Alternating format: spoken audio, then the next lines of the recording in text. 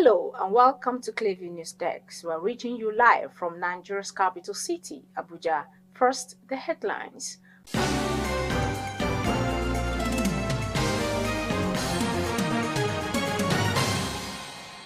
Court grants ex-Kogi State Governor Yahaya Bello 500 million naira bail, but ordered back to Kuje prison until bail conditions are met. Benue State Police arrest lecturer for allegedly masterminding abduction of the colleague's wife. Spanish couple allegedly sell 14-year-old daughter to a 22-year-old man. The Federal High Court sitting in Abuja has this Friday granted bail to the immediate past governor of Kogi State, Yahaya Bello, to the tune of 500 million naira, with two sureties in the like sum. The court, in its ruling delivered by Trial Justice Emeka Nwite, held that the sureties must be owners of landed properties in Abuja. Aside from directing the sureties to tender the title documents of the properties, which must be verified by the Deputy Chief Registrar of the court, Justice Nwite equally ordered them to swear to an affidavit of means. According to the court, both the defendants and the sureties must submit their recent passport photographs. It further ordered the former governor to surrender his international passport and not travel outside the country without permission.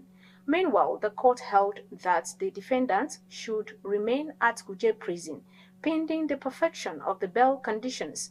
It subsequently slated February 24 and 28 for the commencement of a full-blown hearing into the 19-count money laundering charge the Economic and Financial Crimes Commission (EFCC) preferred against the defendant. Bello, who piloted the affairs of Kogi State from 2016 to 2024, had before the ruling pleaded his innocence to his alleged complicity in an 80.2 billion naira fraud. The Kano State Governor Ba Yusuf has called on the Independent National Electoral Commission (INEC) to come up with measures that will guarantee the survival of opposition parties in Nigeria. Represented by his deputy, Aminu Abdul Salam Kwarusu, Kano Yusuf noted that vibrant opposition is the only oxygen with which democracy can thrive in Nigeria. Yusuf made this known during the routine verification exercise conducted by the Electoral Umpire on all registered political parties in the country, held at the National Secretariat of the NNPP in Abuja. At Independent National Electoral Commission (INEC) annual verification exercise held at the NNPP's headquarters in Abuja on Thursday, the Kano State Governor, who was represented by his deputy, Aminu Abdul Salam Kwarusu, lamented the difficulty faced by political parties in the country, alleging that the crisis rocking some political parties are being engineered by the government in power. Speaking at the event, the national chairman of NNPP, Dr. Ajuji Ahmed, used the occasion to warn all party members to desist from anti-party activities. It is becoming a norm and tradition, unfortunately for our politics, that any government that happens to be having the control of power at the top usually used to employ so many tactics of killing opposition in the country. And I don't think that will blow good tidings to our democracy. So we are appealing to INEC through this committee to come up with measures that will guarantee survival of opposition parties and that will guarantee vibrant opposition in the country, which I believe is the oxygen of democracy in any given setting. Without vibrant opposition, you can hardly boast of any democratic development in your country. However, something has made this year's exercise one worthy of note. That is the fact that we have a group of expelled former members of our party who have made themselves tools in the hands of another party and are being used to cause disunity and disaffection within the ranks of the Nigeria People's Party, NNPP. They have gone around spreading falsehood and propaganda, unfortunately aided by some in the fourth estate of the realm. They claim that the management of the party has been handed over to them. Well, ladies and gentlemen, the fact that the electoral umpire, the regulator of parties, INEC, have come here today to perform their statutory duty shows that we have been, we are, and by God's grace shall continue to be the new Nigeria People's Party. Let me sound a note of warning to our members. This is a democratic party. However, we shall not tolerate members who engage in anti-party activities to do so with impunity.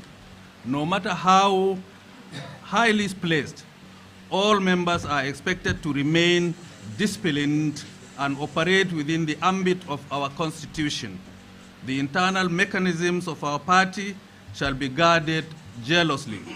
The Kano State House of Assembly Speaker Jibril Farkare and the representative of the party's National Assembly members used the occasion to reaffirm their loyalty to the party.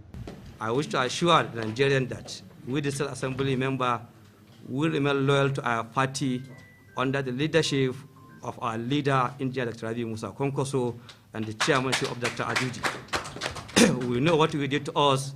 Inshallah, will not betray you, will remain loyal to you forever. From what you can see that we were 18 elected in the National Assembly and 15 of us are with the party. We are with the party, we identify with the party, and we will continue to identify with the party till the last day. The NNPP National Chairman, Dr. Ajuji Ahmed, expressed optimism that the party will continue to play the role of the ruling party in Kano State, as well as constructive opposition in other parts of the country.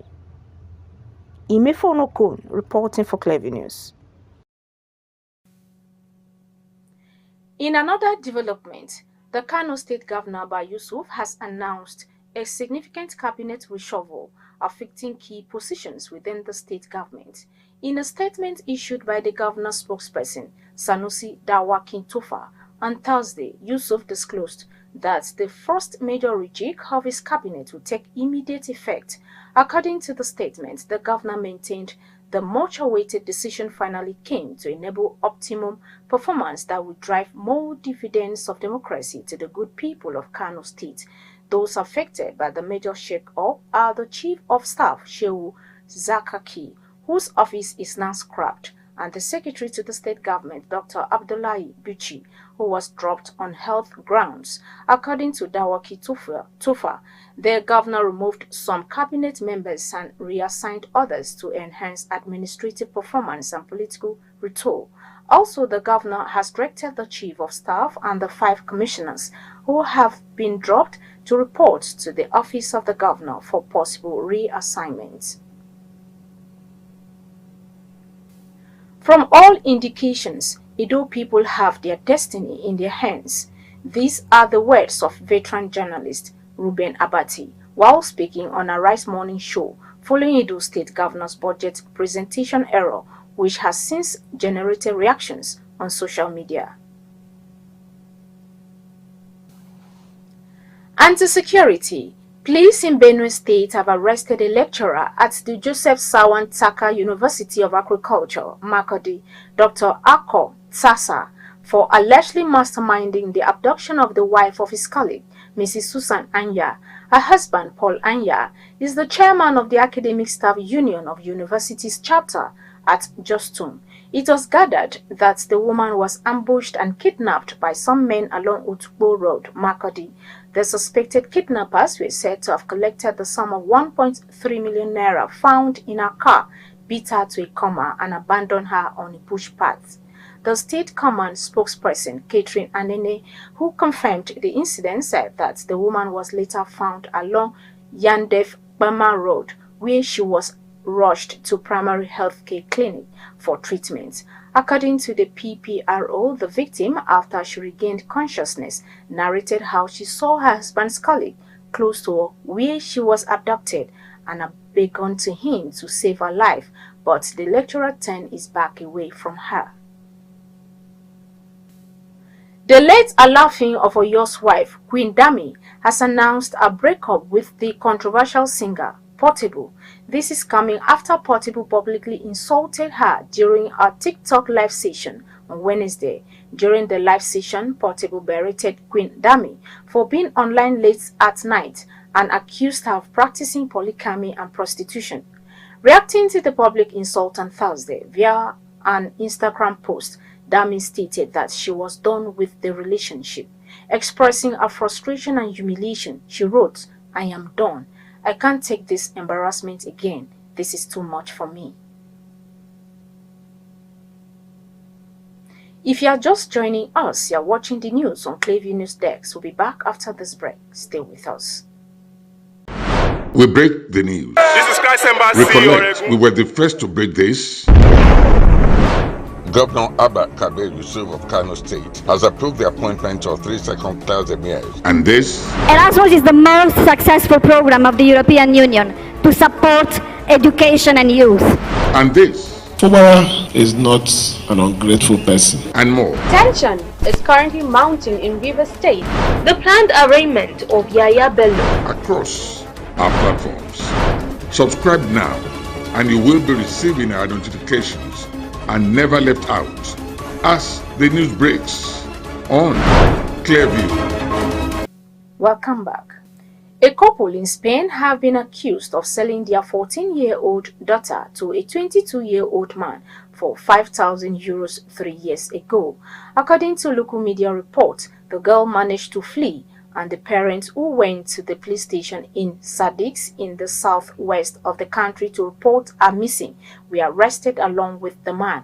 It was gathered that the girl, who had filed a complaint, told police that she had been subjected to psychological, physical and sexual abuse, had been living with the man in a delivery van and was forced to collect scrap metal to earn money. She also told police that she was sexually assaulted by another man at age 12, also reportedly arranged by her father. Meanwhile, the father is in custody, while the mother and the man who the girl was forced to marry in 2021 were released on probation. The three are accused of human trafficking, sexual violence and child abuse, if convicted, could face lengthy prison sentences. The African School of Diplomacy and International Relations and African Academic Achievers Awards, in partnership with the Queen's University Belfast, United Kingdom, had convened its 4th edition of the 2024 Annual Public Lecture Series, an inaugural dinner of the 1st edition of the Pan-African Academic Achievers Awards.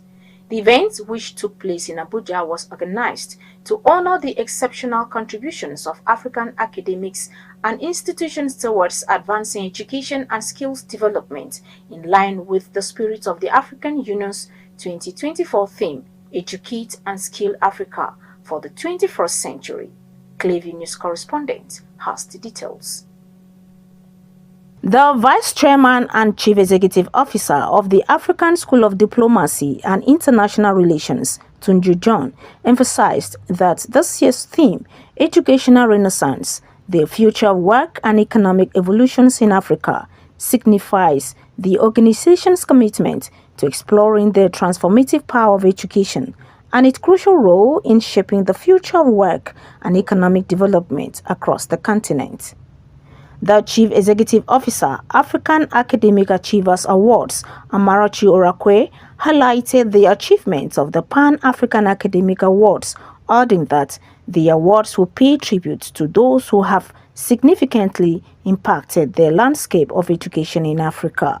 You will also agree with me that this annual public lecture series have become a platform for thought-provoking discussions and insightful deliberations on the challenges and opportunities faced in our global journey toward nation building, thereby providing solutions for African problems. It is indeed an incubator and solution center for African problems. I am also happy to announce to you that the African Academic Achievers Awards has bettered the following projects, namely the African Academic Hall of Fame Project, AAHFP, and the African Academic Empowerment Scheme, AACES. Through these two projects, we aim to pay tribute to those who have significantly impacted the landscape of education in Africa.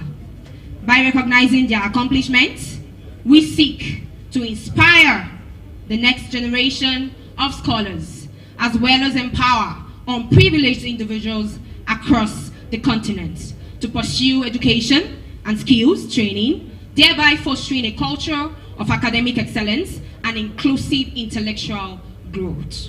The representative of the Minister of Youth Development, Obinna Nwaka, and other stakeholders said the doctorate degrees award to some distinguished fellows serves as a testament to the exceptional achievement and dedication that will inspire others to strive for excellence. Yeah, Nigerian youths are really making wave, and with the support of the federal government-led President Asiwaju Ahmed Bola Tinubu, you can see that he has reawakened the consciousness of young Nigerians for them to take advantage of every educational opportunity that has been given to them.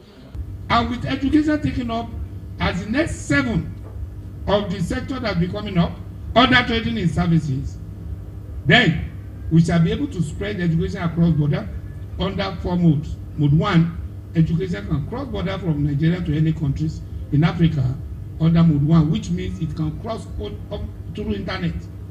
So that those people enjoying our education outside Nigeria, they just stay in their country and then we give them the necessary education. You can see a renaissance coming.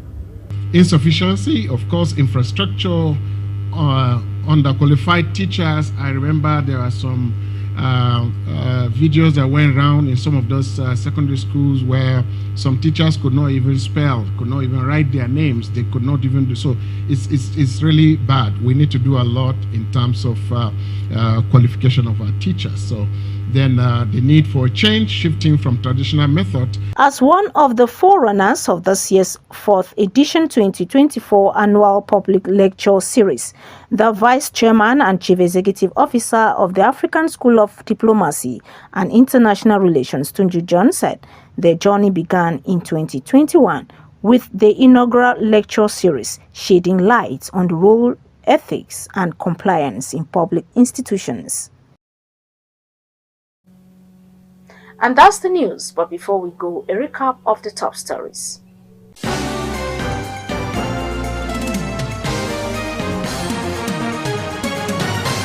The Federal High Court sitting in Abuja has this Friday granted bail to the immediate past Governor of Kogi State, Yahaya Bello, to the tune of 500 million naira with 2 sureties in the like sum. Police in Benue State have arrested a lecturer at the Joseph Sarawantaka University of Agriculture, Makurdi, for allegedly masterminding the abduction of his colleague's wife. We also told you that a couple in Spain have been accused of selling their 14-year-old daughter to a 22-year-old man for 5,000 euros 3 years ago.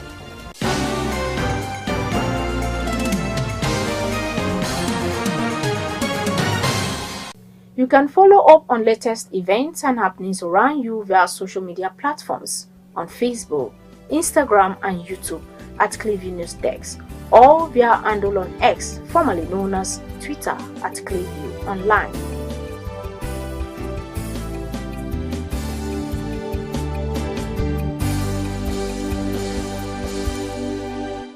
Many thanks for watching. I am Imifono Kun.